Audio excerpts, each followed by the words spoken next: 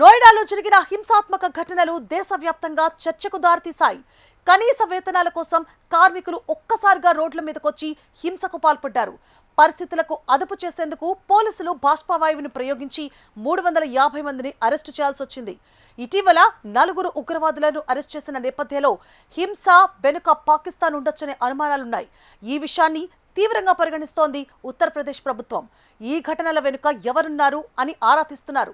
మరోవైపు కార్మికుల కనీస వేతనాలను 3000 రూపాయల వరకు పెంచుతూ నిర్ణయం తీసుకున్నారు ముఖ్యమంత్రి యోగి ఆదిత్యనాథ్.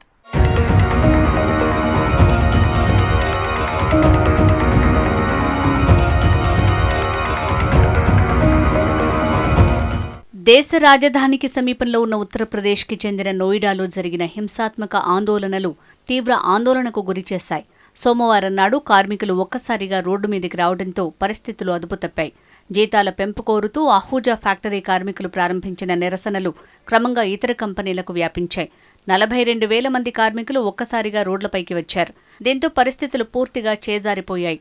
కార్మికులతో పాటు అల్లరి మూకలు చేరి రాళ్లతో దాడులకు పాల్పడుతూ 80కి పైగా ప్రదేశాలతో విధ్వంసం సృష్టించాయి. 50కి పైగా వాహనాలకు నిప్పు పెట్టారు. పోలీసులు బాష్పవాయువు ప్రయోగించాల్సిన దుస్థితి ఏర్పడింది. కొంతమంది దుండగులు పోలీసులపై రాళ్లు రువ్వారు. వారి వాహనాలు కూడా ధ్వంసమయ్యాయి. పరిస్థితిని అదుపు చేయటానికి ఆర్ఏఎఫ్ దళాలు కూడా మోహరించాయి. సున్నితమైన ప్రాంతంలో అదనపు బలగాలు పెంచారు. పోలీసులు దాదాపు 350 మందిని అరెస్టు చేశారు.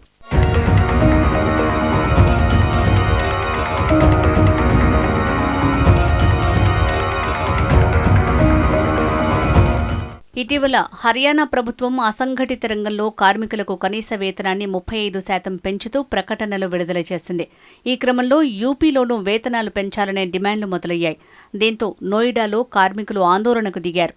వేతన పెంపుతో పాటు పని ప్రదేశంలో మెరుగైన పరిస్థితుల కోసం నిరసనలు చేపట్టారు. పని ప్రదేశాల్లో మాకు భద్రత కల్పించాలి, యంత్రాంగాల కొరత, వారాంతాల సెలవుల సమస్యలను పరిష్కరించాలి అంటూ ఆందోళన మొదలైంది. అహూజా ఫ్యాక్టరీ నుంచి ప్రారంభమైన ఈ నిరసనలు ఇతర కంపెనీలకు కూడా ప్రారంభమయ్యాయి. నైపుణ్యం లేని కార్మికులకు ఒక విధమైన అలవెన్స్లు ఇస్తున్నారు. నైపుణ్యం ఉన్న కార్మికులను పట్టించుకోవటం లేదని వారు పెద్ద ఎత్తున నిరసన తెలిపారు. గంటకు 90 అలవెన్స్ ఇస్తారు, కానీ ఆ తర్వాత 50కి తగ్గిస్తున్నారని ఆందోళన వ్యక్తం చేశారు. నోయిడాలోని ఫేజ్ 2, సెక్టార్ 60, సెక్టార్ 62, సెక్టార్ 84 సహా పలు ప్రాంతాల్లో కార్మికులు ఆందోళనకు దిగారు.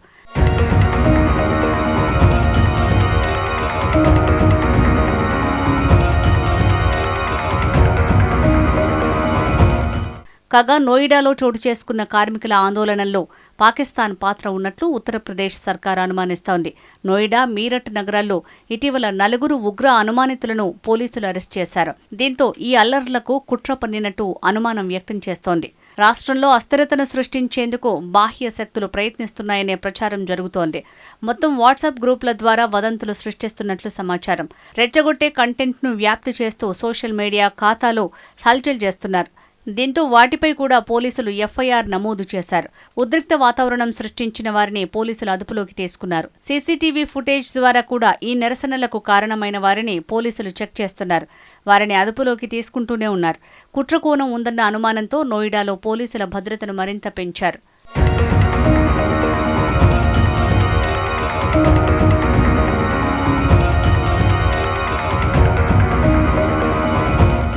నోయిడా అల్లర్లు పక్కా ప్రణాళిక ప్రకారం జరిగాయని ఉత్తరప్రదేశ్ ప్రభుత్వం అనుమానిస్తోంది.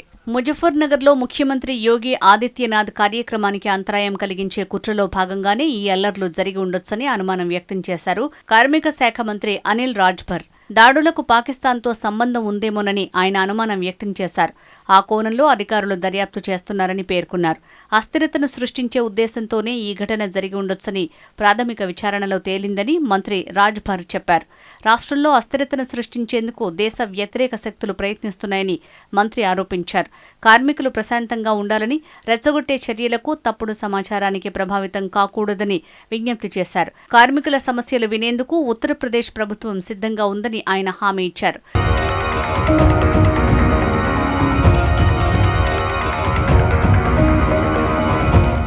నోయిడా హింసపై ఉత్తరప్రదేశ్ సీఎం యోగి ఆదిత్యనాథ్ స్పందిస్తూ కార్మికులకు వారి హక్కులు దక్కి తీరాలి, పరిశ్రమలు వాటి చట్టాలను ఖచ్చితంగా పాటించాలి, కానీ కొంతమంది కార్మికులను ఉద్దేశపూర్వకంగా రెచ్చగొడుతున్నారు, అలాంటి సంఘ విద్రోహ శక్తులను కఠినంగా శిక్షిస్తామని హెచ్చరించారు. ఈ ఆందోళనలపై పారిశ్రామిక యూనిట్లతో తక్షణమే చర్చలు జరిపి సమస్యను పరిష్కరించాలని స్థానిక అధికారులను ఆదేశించారు.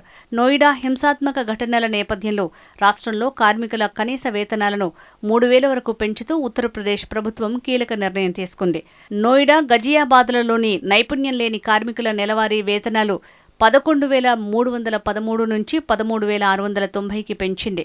ఇవి ఏప్రిల్ 1 నుంచి అమల్లోకి వస్తాయని వెల్లడించింది. ఇతర రంగాల కార్మికులకు కూడా వేతనాలు పెంచుతున్నట్లు పేర్కొంది. అయితే మున్సిపల్ కార్పొరేషన్లు, జిల్లాల్లో ఈ వేతన పెంపు వేరువేరుగా ఉంటుందని స్పష్టం చేసింది.